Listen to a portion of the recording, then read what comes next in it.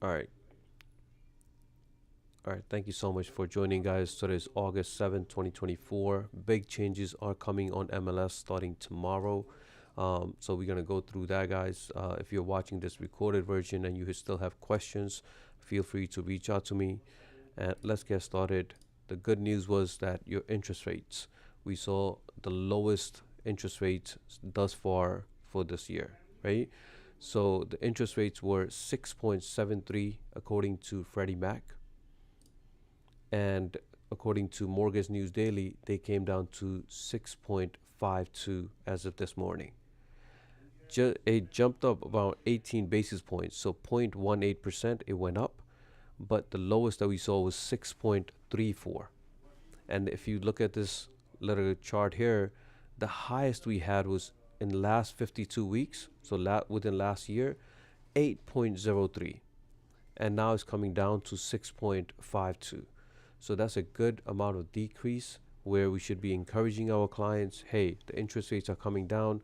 Go speak to your loan officer again. Even if you have a pre-approval, I guarantee you, you're going to qualify for more because the interest rates are lower, right? If everything else remains the same.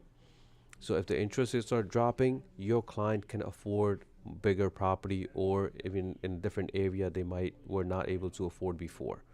Okay, so what is the today's interest rate? 6.52 is your conforming conventional average.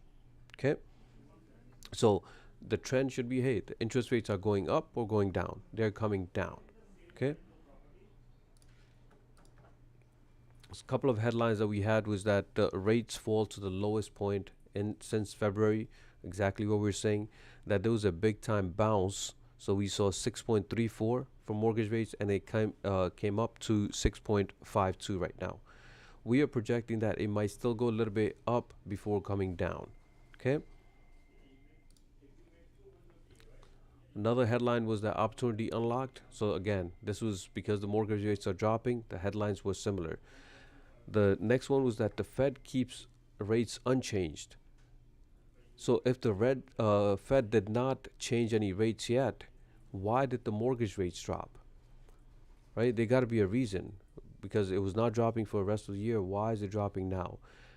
Mainly because of unemployment rate that rose to 4.3% in July. That data just came out this Monday. Since then, your mortgage rates has been dropping.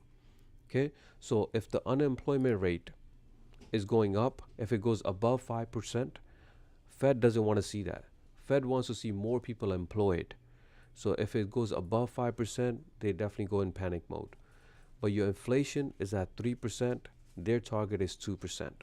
Okay, both of these numbers matter a lot. That's what we're tracking on a weekly basis for you guys. So when you're having a conversation with your buyers, hey, why the interest rates are coming down? Hey, the unemployment rate went up. Okay, inflation is at 3% right now. How about the income? So every year the income is increasing for first time home buyers. We're comparing 2021 to 2022 here. So for your first time home buyers, the average household income was $95,000. Okay. In 2021, it was $71,000. So that's a good jump. That means your client can qualify for, again, a bigger property. Uh, for all buyers, not just first time, for repeat buyers and everything collectively, their annual household income was $107,000. So let's do a scenario based on this $95,000 first time home buyers. What could they actually afford with $95,000 household income? So it could be two people working, three people working. Household income is obviously everybody working together, and they have $95,000 income. Let's say for savings, they have around $60,000. They took care of all their debt, they have no debt, and we're using today's interest rates around 6.5. Property tax is 5,000, and property insurance 1,500. So your client with 49% DTI, they can afford a property around $588,000. Okay, so again, when we're seeing here you're making below $100,000, you don't know what their debt looks like. You don't know what their down payment looks like. So the best thing to do is like, hey, go see a loan officer, see what you qualify in today's market. Okay, On the other hand, we have seen where people are making over $200,000, but because of their monthly debt, they don't qualify as much as they would like, just because they're collecting a lot of debt, and they're some people, just like we gave you this example, $95,000 but no debt. We'll see both sides. Okay. So if you're a homeowner, you're paying the mortgage, and if you're a renter, you're renting out every month and you're paying those. This is your medium net worth between when you're comparing a homeowner versus a renter. So even if you don't own a house right now, your goal should be that, hey, I want to own a property in the next 3 years, 5 years, whatever the time frame is, right? You want to set a goal. Look at the difference between a net worth between a homeowner and a renter. For a homeowner for 2022, it was almost $400,000.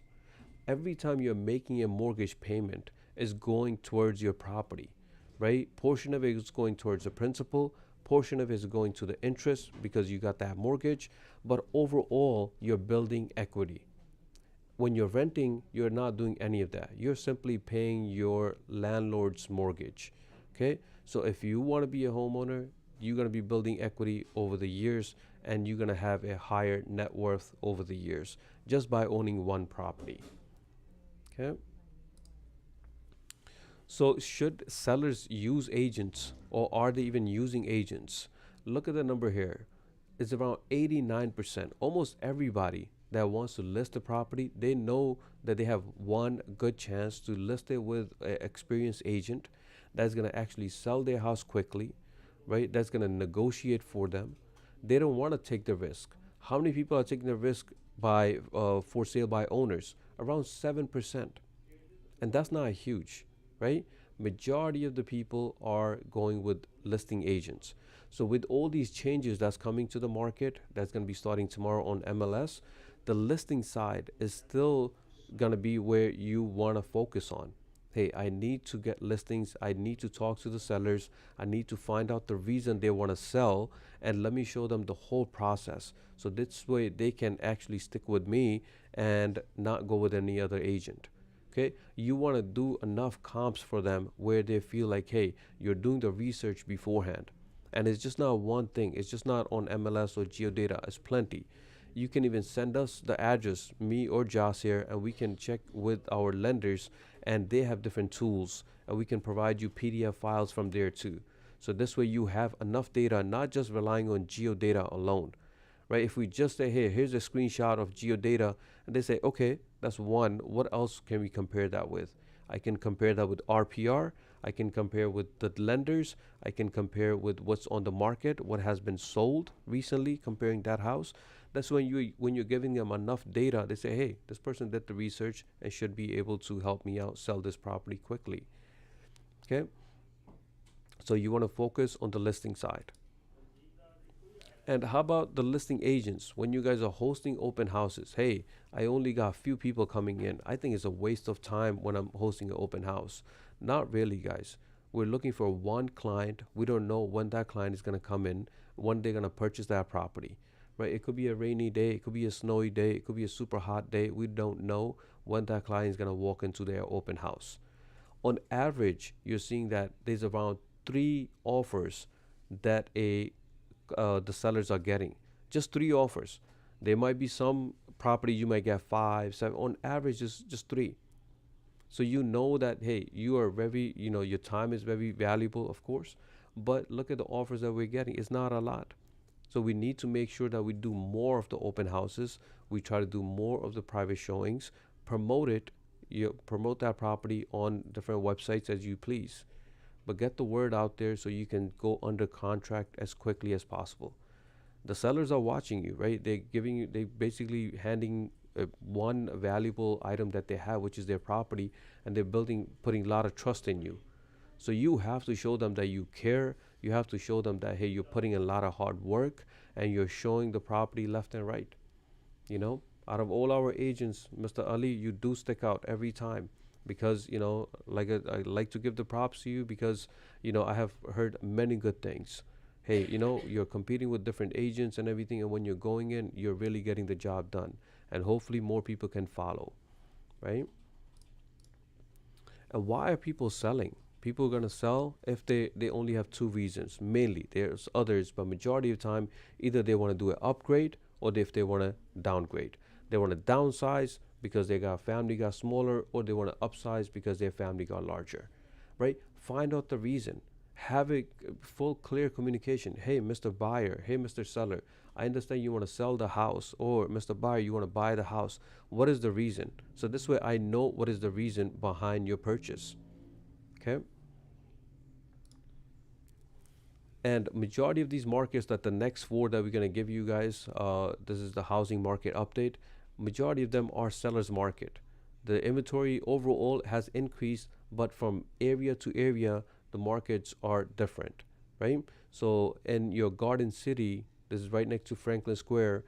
Some of the properties are worth almost $1.2 million. In that market, we have a seller's market, score of 56. And if we compare that to New Hyde Park, that has a score of 47. So a little bit less aggressive than your Garden City, but still a seller's market there. And the median price there in New Hyde Park is around $939,000. So if someone is looking for a single family in South Ozone Park, maybe a budget of $600,000, and now they're looking in New Hyde Park, the budget has to be completely different, much, much higher.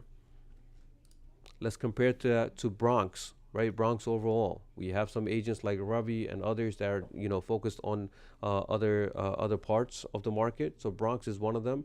It's still a seller's market, but not as hot as the other ones that we mentioned.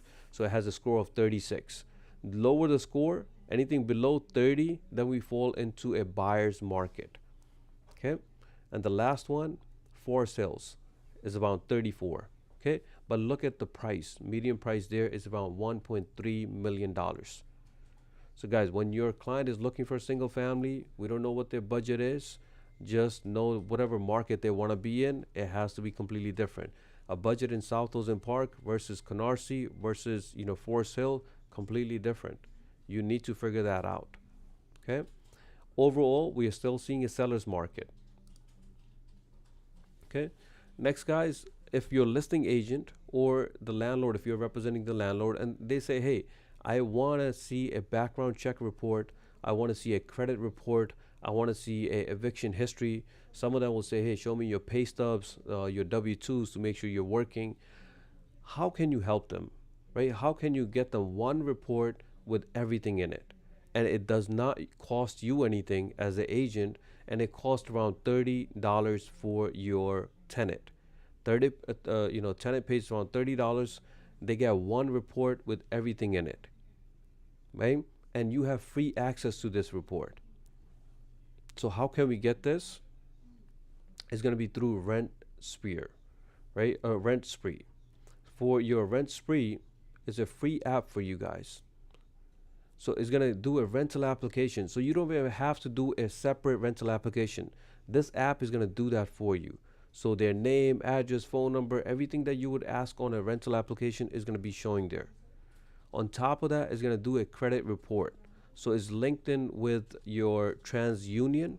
So it will give you you can review the credit score, history, and all that good stuff. Same thing for background check and eviction history, right?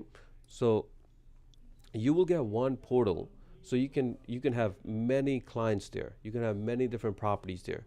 It's very easy on your eye. You can navigate this through for all your tenants.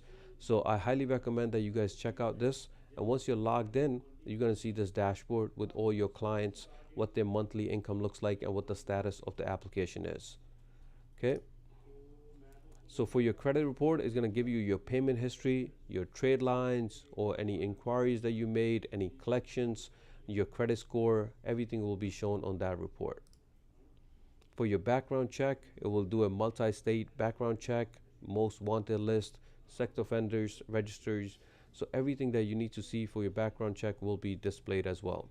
And same thing for eviction, right? Hey, you need to know the reason for the eviction, why, if there was any legal proceeding against this person or not.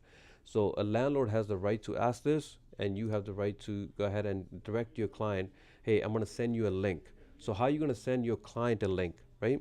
You want to send them a link to fill out this application.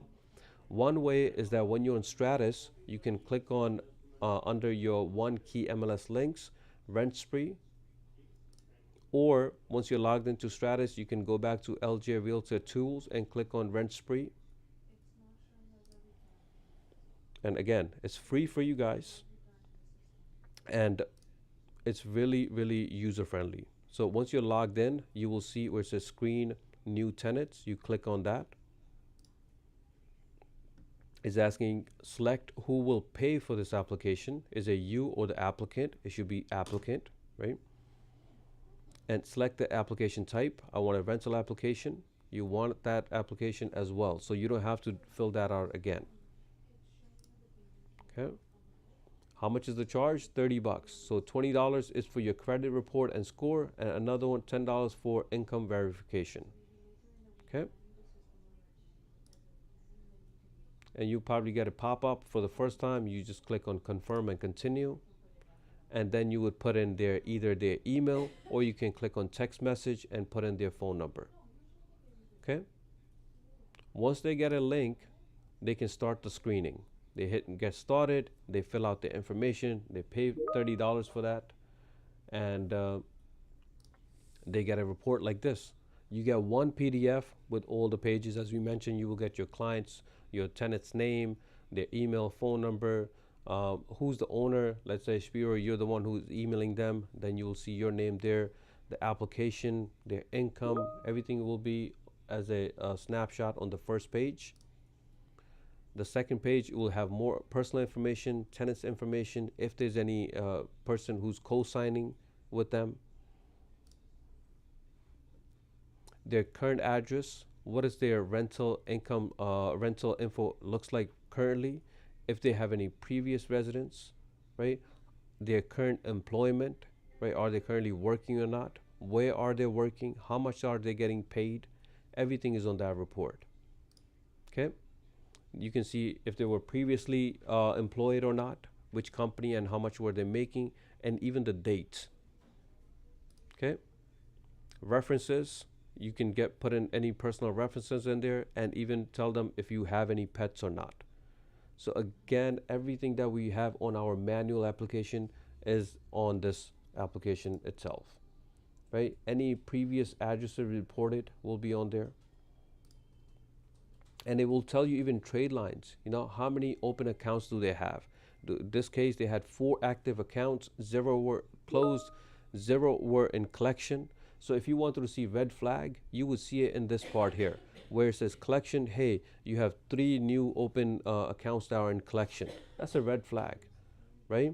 So you probably, maybe the landlord said, hey, no, this person is not paying his bills on time. How could I put him as my tenant? Okay. So each trade line, each account will show you, hey, was this person paying their bills on time or not? Okay. And on the last page, you will see their credit scores. In this case, it was 662, which is a solid credit scores for a tenant, right? It will give you all the trade lines. So this is a very similar to what a credit report looks like when a loan officer is pulling their credit history. So you guys can see exactly what their credit scores look like. So your goal should be that any application that you have, as long as you have a tenant and the tenant says, hey, I want to rent out, I would add them to Rent Spree, put in their email address and everything, and send them the application. When I'm showing them, it could be city vouchers or anything like that, it's perfectly fine. You have this report and you can just forward it to any landlord or listing agent as you need. Okay. It's completely free for you. For our tenant agents, we have a situation where one of our agent asked the tenant, hey, pay me or Zelle $500 so I can reserve your spot for this listing, right? Or for this property that's coming for rental. Person sends them $500. Another couple of days pass. Hey, send me another $500 so I can secure your spot again. And then another $400. So he's out of $1,400 from that guy's account, right? Your tenant sending it to you as an agent. We don't know if you're sending it to your owner or the landlord or not. But you should not be collecting any funds. It's illegal to collect any funds before we sign any lease. Okay? You can provide them with the application, we can provide them with the report and everything, but not provide any funds beforehand, right? How would you feel now? This person is having a hard time getting this money back because the transaction fell through, and I'm getting involved in this to make sure that we are giving $1,400 back to this tenant as soon as possible, getting it from the landlord and giving it as soon as possible because the deal fell through. But the point here is that as agents, we should not be asking any clients for any funds until signing of the lease. Okay. All right, guys. So next is our main topic that big changes are coming to MLS. So there's quite a few of you guys here. You guys know what changes are coming? What is going to start happening tomorrow? Anyone?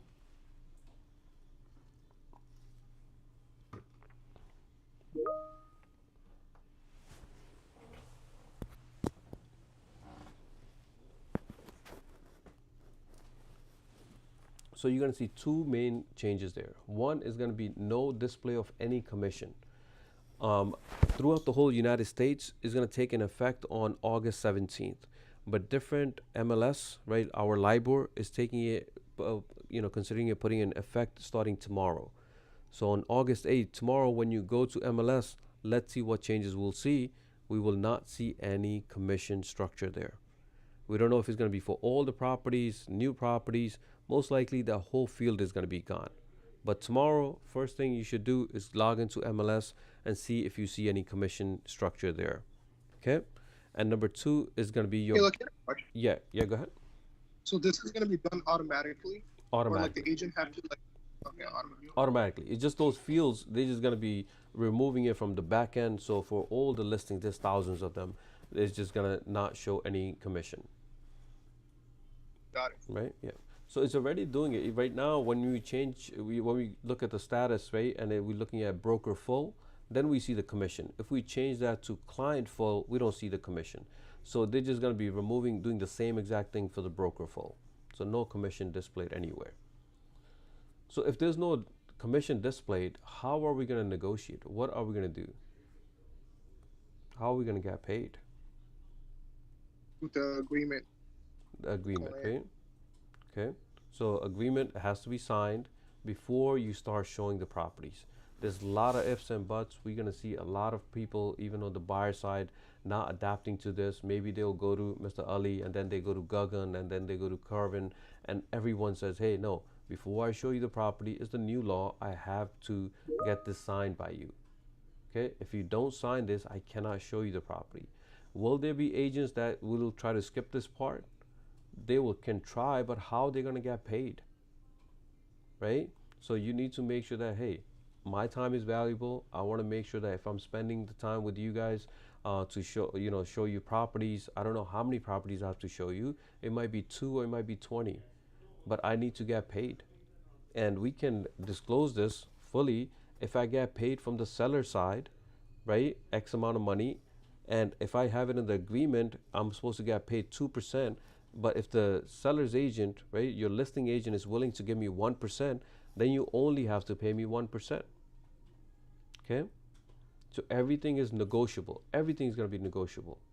The forms that we're going to go through, you can use those, but you can add a writer. You can add another page to this with your breakdown any way you want.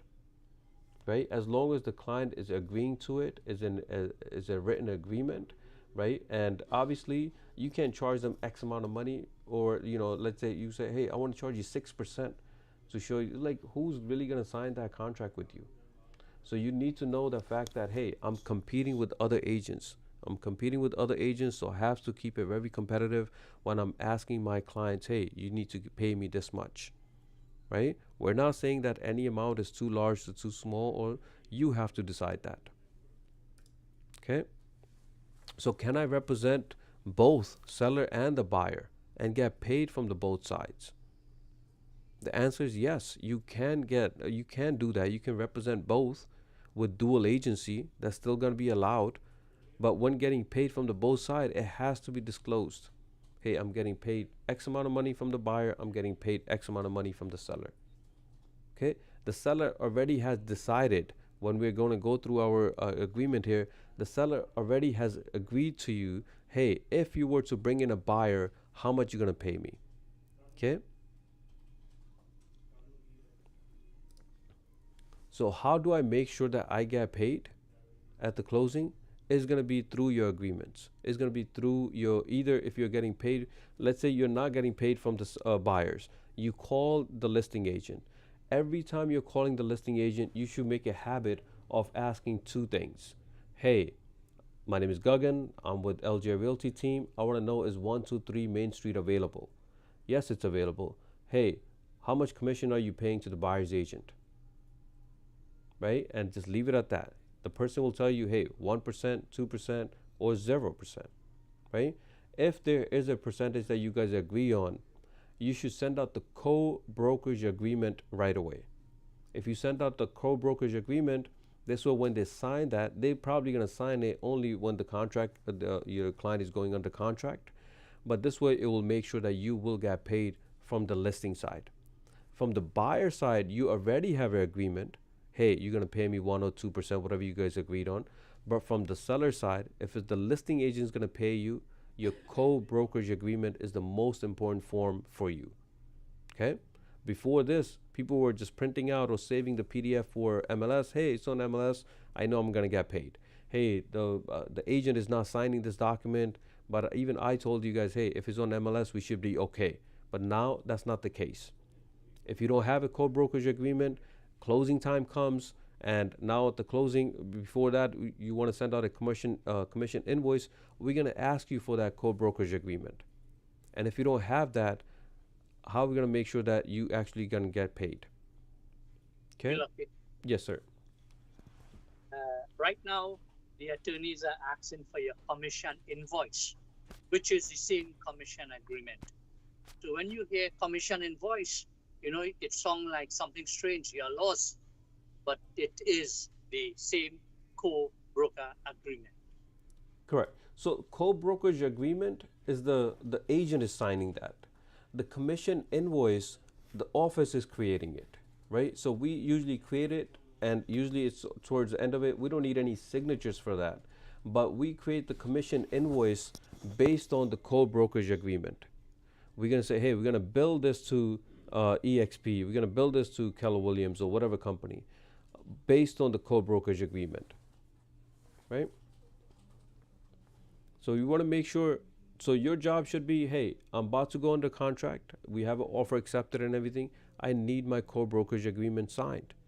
I'm not gonna have my buyer sign the contract unless you sign this one. Right? It should be that firm. It should not be like, hey, let me wait for, a little bit later, let the title report come in or let this commitment letter come in. No. We are already going under contract. If I'm going under contract, and I definitely want to see a copy of the contract to make sure my company name, LJ Realty Team, it's on the contract under the broker paragraph, right? It's going to say who's representing the seller, who's representing the buyer. It will not have your name per se, but it will have the company name. Okay? So all those disclosures, we're going to go through it just now. But you want to make sure that you get paid. Next, guys, this is what people, different articles is going to be encouraging buyers now, right? Hey, there's new rules coming up, right? So there's going to be a helping hand from our end. It's going to have pros and cons. So the pro is that people through New York Times, CNN, all the other news outlet, Fox News, whatever you guys listen to, right? They're going to be coming up with different articles, different news outlet, right? They're going to have different things going on, telling the consumers, hey, these changes are coming. So this way it will be a helping hand. But on the other hand, like articles like this, they will be advising buyers to pay agents 2% or less. Okay? There are other cities and states where the prices are not as high as New York City. So for them to do anything for 1%, 2%, the amount does not add up. Right? So if you're buying in Albany and the property value is $200,000 on 1%, you're going to make $2,000. Right? That's too low for you. So in New York City, just know the fact that we're competing with other agents. The price values are higher. If you are if your client is looking for a $1.5 million property, maybe you should charge them different than if they were buying a $500,000 property. But just know the fact that, hey, buyers are going to be searching online. They're going to be reading different articles. They're going to be educated on this as well. So when you're competing, when you're asking for a commission, make sure that it is competitive enough. Okay. So next is your buyer's, presentation. We're not going to go through the whole thing, but I just want you guys to know that, hey, if you don't understand this, the whole, there's 26 pages on this, right? About 24 of them have text, different things going on. If you don't understand it, there's no way you can explain it to your clients. Simply put, right? So our first job should be, hey, do we understand each and every slide here? Do we have any questions, right? If you do, this is where I come in. That you should be asking me all these questions, hey, regarding title, regarding appraisal or home inspection, any of that. If you're an experienced agent, you should be flawless when you're talking to your clients, right? Hey, I'm going to take you from start to finish without having any issues. I'm always going to be on your side. Even you don't understand this concept, I'm going to make sure that I'm protecting you at all times. So this presentation that you're having with your client is going to be the factor that either they sign your agreements or they don't sign it. If they say, hey, let me think about it, that means you have not done your part when you're, through your presentation. On the other hand, if they're signing right away, that means you have done your part. You understand the whole concept of it. So where can you find this? It's going to be under LJ Realtor Tools, under Buyer's Presentation. And this PDF here, you can print this out and go through one through 9 who's involved, right? Does anyone in here want me to go through any of these here between 1 through 9? Buyers, sellers, real estate agents, loan officer, inspectors, attorneys, appraisal, title company, surveyor, or your insurance agent. Does anyone have any questions that we can briefly talk about it, but we can go in details on 101?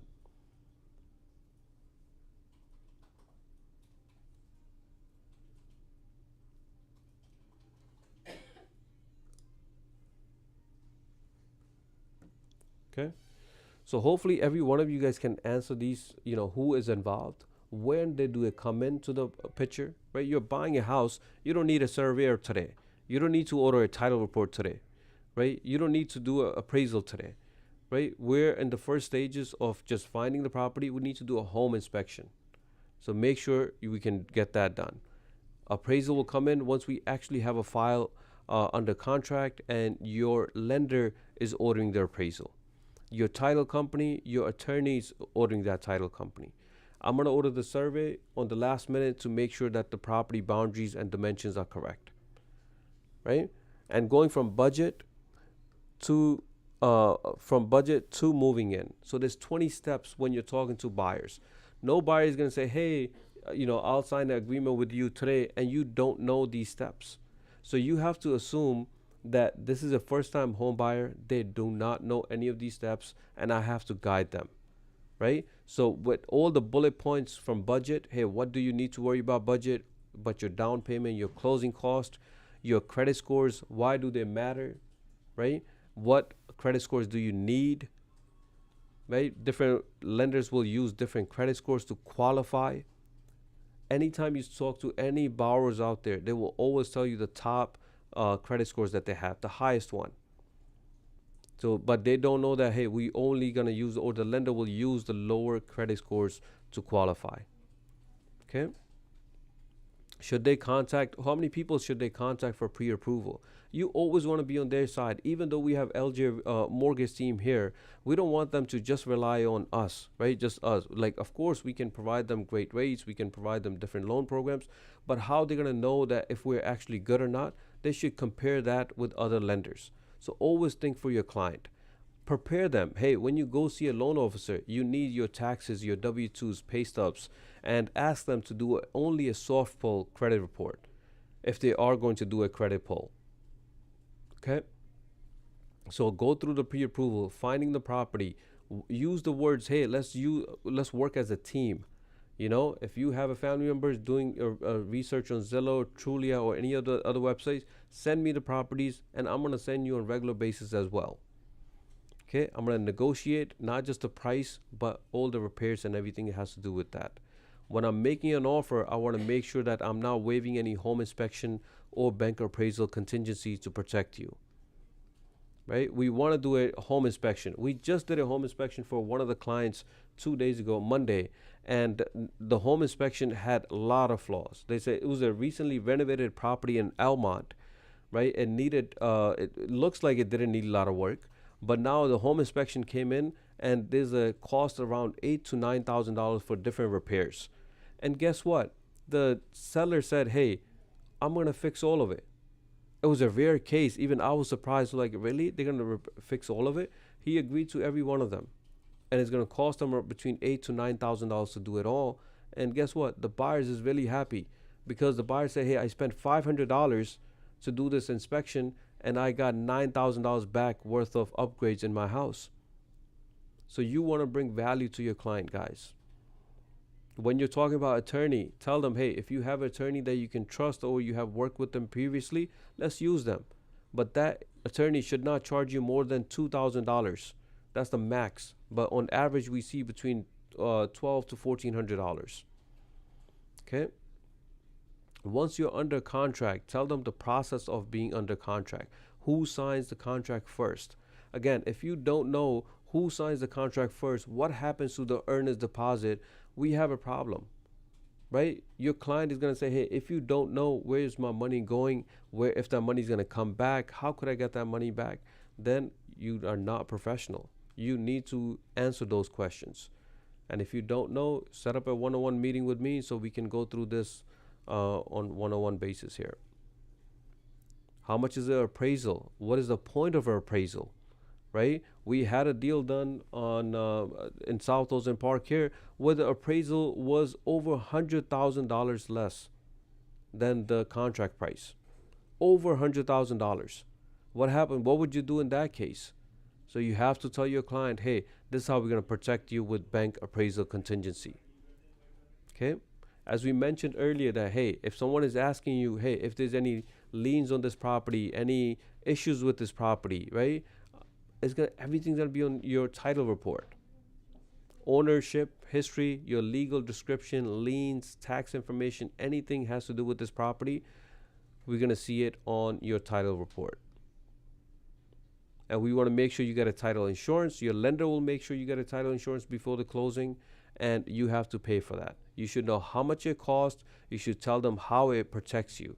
Is it a monthly basis? Is it a yearly basis? Is it a one-time charge? You have to tell them that. So title insurance is going to be a one-time charge around 1% of your price. Okay. What does the lender need? What are conditions that they will be asking? So you need to know about the loan process as well. You really need to stick out from rest of the agents because you're going to be educating your client in the first stage when you're meeting them. Right? When do you need home insurance? What does it protect you from? Not just the property itself, but mention the personal liability. If somebody slips and falls at your property, you're still protected. Do you need a flood insurance or not? Right? Another file that we're doing that it shows that, hey, it's not in flood zone when we checked, but it was actually in the flood zone. Geodata showed it was not in flood zone, and the lender made sure that, hey, this person gets flood insurance. So you want to mention that, hey, you would need flood insurance only if the property is in flood zone. Your lender will make sure of that. And when it comes to home insurance, just like anything else, I want you to shop around with 2 or 3 different companies. I want you to do a survey so this way there's no dispute with your neighbors, right? Everything that we're mentioning has a reason for it. Why is this important? You don't want to have any disputes with your neighbors. Hey, where's this one property ends and where the other one begins? Survey is going to cure that. So you want to make sure that you get clear to close. On average, you should be having a clear to close within 30 days. So once we have clear to close, unless you're working with a bank that takes longer, you should ask the loan officer, "Hey, I want to do I want to close with you. How fast can you close it?" And every time we see a pre-approval, guys, make a habit of calling that loan officer. That loan officer will Trust me, they will feel good that you're calling them. On top of that, you're building a relationship with that loan officer. It could be from LG, it could be from elsewhere. But when you see a pre-approval, connect with that loan officer, because both of you guys are going to be working on the same deal until the closing table. And when you're making a final walkthrough, this is the part when you should tell them, hey, if you were to work with the listing agent and you say, hey, I don't want to work with buyer's agent, I want to work with listing agent, do you think he really cares about a final walkthrough, that he's going to be on your side? He's going to make sure, or she's going to make sure, the listing agent, that, hey, we get to the closing table. So if there's something major or minor, they're going to not try to be in your favor. You're going to make sure that you have a buyer's agent. They're going to make sure that on the final walkthrough, there's no issues. If there are issues, I want to make sure that we can take care of that, right? Hold some money in escrow so we can get that fixed within the next 30 days. We can still close today, but because there's, the property still has, some valuable items there, maybe sofa set is still there, or it needs repairs, and we still see leakages in the bathroom, we want to get that fixed. So as your buyer's agent, I'm going to protect you until the closing. Okay? Closing table or closing date, what you need to bring in for move-in, what are my tips? I'm telling them all this. And I'm telling them why you should work with the buyer's agent. Hey, I'm going to represent you. I'm going to have your best interest throughout the whole transaction. I'm going to negotiate on your behalf, and I'm going to make sure that the whole entire process is seamless. I'm going to save you time, money, and stress. Mention those examples that I just gave you, how much you can save from your home inspection. Do mention that, hey, I have seen deals fall through when there's a home inspection report done and there's a lot of flaws and the sellers don't want to fix anything. Guess what? The best thing in that situation is find you another property.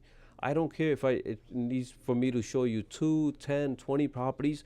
I'm going to be there for you.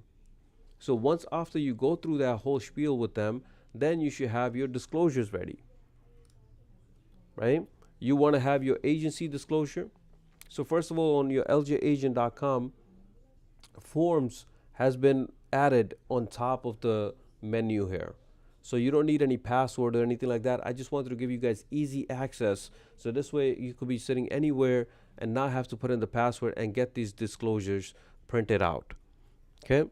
So your first one is your agency disclosure. Very straightforward. We're not going to go through it. The second one is your anti-discrimination form. Again, we're not going to go through it. It's just your buyers and your sellers are signing these disclosures.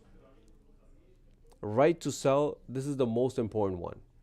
Okay, we briefly went through this last week, but I want you guys to understand this. This is in plain English, so every word, every line should be, easy to understand. But we want to go through, have an overview where the owner is going to be filling out their information, where are they located, and where it says listing broker, that's you. One agent say, hey, I'm an agent, and this one says listing broker. For this exclusive right to sell, you are the listing broker. So put your name there, put in what the price that you guys agreed on, and put in how long is the agreement for. So typically a listing agent would get this done for 3, 6, 9, or year listing period. On average, we see about 3 to 4 months. Okay. Sometimes you got this signed today, but you're not going to put this property on the market right away. You might take photos, professional photos, and maybe wait 2 days, 3 days, and then put in the date that you actually want to put it on MLS. Okay. And this is the biggest part, the biggest change that you'll see, that the owner understands and acknowledges that broker comp is not set by law. So the commission is not set by any law or any realtor association like LIBOR, and is fully negotiable between the owner and the listing broker. After that line, they have to initial their name. Okay. Then the listing broker fee, the owner hereby agrees to pay listing broker a total fee in the amount of percent of the selling home or the price. The dollar amount, I will leave that blank. I would just put in whatever you guys agreed on. For this purposes, we're going to say, hey, they agreed on 2%, so we just put 2% here. Okay. They would initial there. And now this is a request. This is what we're telling them. Hey, this is when you will have a request from the buyer's agent to pay for your buyer's broker fees. We're just telling them, hey, you don't have to pay them. You can accept it, you can deny it, you can negotiate it. Everything is negotiable for their buyer's agent as well. We're not telling them what we're going to pay them. We're just saying that, hey, it's negotiable. So you put initials there. So if you happen to host an open house or even get a private showing and you have a buyer's agent requesting it, the owner already knows that, hey, we can request it, maybe a 1%, 2% for them, but he can deny it. He simply can say, hey, I don't want to pay them. So he's going to initial here. Okay. And now if the listing agent, right, you are the listing agent, you're hosting an open house and you have a direct buyer coming to you, right? If you're willing to produce that buyer, is the owner willing to pay you anything for this? If they are, then you put in the amount. Hey, you're paying me 2% to represent you. If I'm hosting an open house, a direct buyer comes in and that buyer wants me to represent them, are you willing to pay me 1 or 2% for them? Right? So let's say he says, I'll pay you 2% to represent me, but if you bring in a buyer, I'll pay you another 1%. Okay? Then you put that 1% here. He initials it. Okay? That concept right there, I really want you guys to understand. When we're talking to when we're talking to the owner as listing agent, we need to disclose all this information. Okay? So if you're saying that you're going to get paid 1% from here now that buyer that you have another agreement with him for 2%. Right? And now you're going to get paid 1% from the seller to represent the buyer. You cannot charge that buyer 2% additional. The maximum you can charge him is 1% because you're getting 1% from the seller side addition to your 2% for being the listing agent. Okay? So people who are watching this recorded, if there's any confusion, please ask me. Anybody watching this live, if you have any questions, this is the time to ask. Right? As a listing agent, those are the scenarios that you're going to go through. You can get paid from both sides, but you want to make sure that it doesn't go over whatever the buyer you have agreed with the buyers through the buyer's agreement. Okay? After that, this is the part when your seller's concessions. This is when the seller is saying, the owner is saying that, hey, I'm willing to offer seller's concessions. Meaning, if you get me an offer for $600,000, I can offer 1% as seller's concessions. So I'll give that 1% back to the buyers. Okay? So why would this matter? So he initially says, I'm going to pay you 2%. So Gagan, I'm going to pay you 2%. I'm not going to pay you anything, even if you bring in a buyer. But I'm willing to give you 1% seller's concession if they're going to be a buyer's agent that's asking for it. Okay?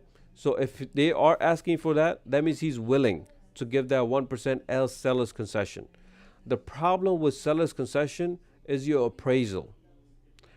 So if he's putting in an offer for $610,000 and the bank appraisal is at $600,000, $10,000 difference, then that deal will fall through unless your buyer brings in additional $10,000. Okay? So seller's concessions are doable, are allowed as long as your owner is allowing it. You can see the owner does or does not elect to authorize listing agent to advertise that owner is offering a seller's concession at the closing as a credit towards buyer's closing cost, and they will initial it. If they are authorizing it, what is the amount? Is it 10,000? Is it 15,000? Whatever the amount is. Okay. Then you have all this part. We went through it last time, so I'm not going to go through it. I just want you guys to know about commission splits, commission structure, concessions. Those are the things that matter. That's going to be mattering to you as when you're listing a property. Okay.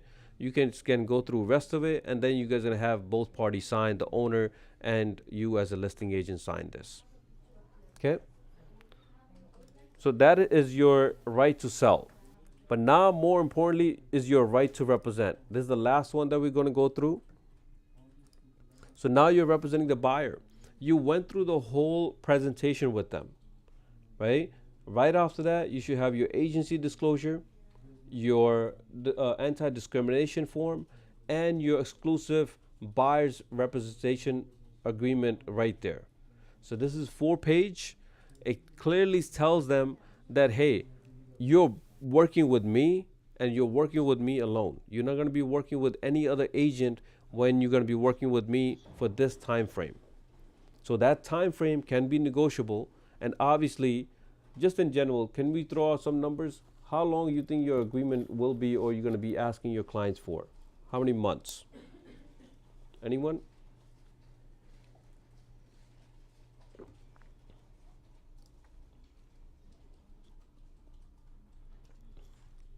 Now, keep it as short as 30 days if you're really aggressive. On average, around 90 days, right? It's all negotiable. You can always extend it too. If the 30 days passes by and you are doing a really good job, the buyer does not have any issue signing another agreement to extend that time. Okay? But you have to clarify that with them. Hey, I understand the old rules were you were just signing this agency disclosure, you're working with 4 different agents, you're going to different open houses without, telling your buyer's agent. That is not the case anymore. Give them an example, just like how the listing side is. Hey, if you're the seller, you're working with one agent, that person is representing you until that contract is over. So same exact thing happens on the buyer side now. So no more running around, no more lying to me saying, hey, I am not working with any other agent. I'm not going to open houses without my knowledge, right? You have to disclose that with them. Hey, my responsibility as a broker is to make sure that I'm on your side, show them as many properties as possible, negotiate for you, and always be on your side. And you as a client, you need to make sure that you're only working with me and we're agreeing on how long is our agreement, which is going to be your number 2 here, broker fee. How much are we agreeing on? Again, it could be the amount or it could be a percentage. I highly recommend you use percentages. Okay, put in the percentage that you guys agree on.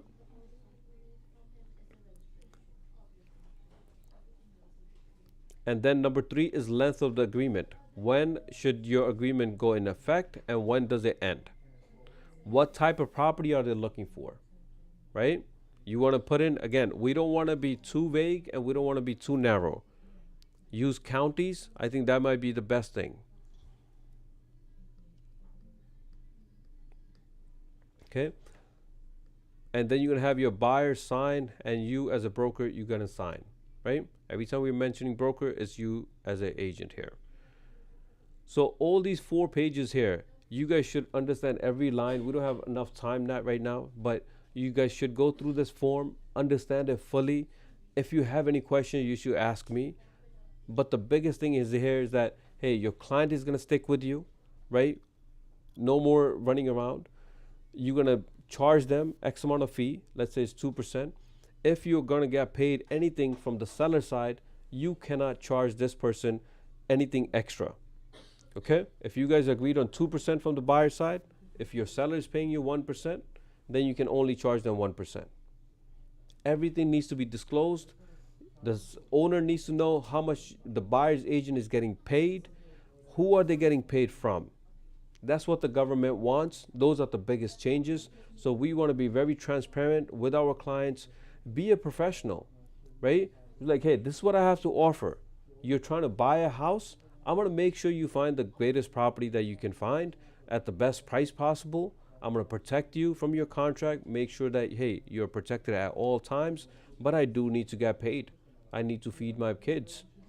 I need to find them some toys, So you need to give them a reason, crack some jokes, make sure that they're on your side at end of the presentation. That presentation should be at least 30 minutes. It should be in person. Don't try to do this online, guys.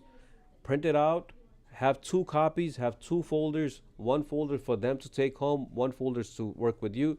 Right after that, I'm adding them to KV Core. I'm sending them properties, and we're starting the showings. Okay, guys, we have 2 minutes left. Questions, concerns? I just feel like an hour doesn't cut it for these type of meetings, especially when we have a big change like this happening. So I know a lot of you guys can't make it here, so you're watching this recorded. Let's go through this on one-on-one. Let's make sure your presentation, I'll be the client, you guys can be the agent. Come in, let's, I will not say a word. I just want to see what you have to offer, and I'll tell you, I'll be very honest with you if I will sign your agreement or not. Right? Let's practice that together to make sure that we are all on the same page, that we can actually make sure that we can help out our clients. We're expecting at least overall in the market between 20 to 30% of agents are not staying active in real estate because of this change. And I don't want one of you guys to do that, or any of you guys to do that. Because we have the right tools, we have the right, we can bring right value to the client. So it'll be less competition for you guys, but we want you to make sure that you guys are in the know. You guys know what steps to take and how you're going to convert that client into a homeowner.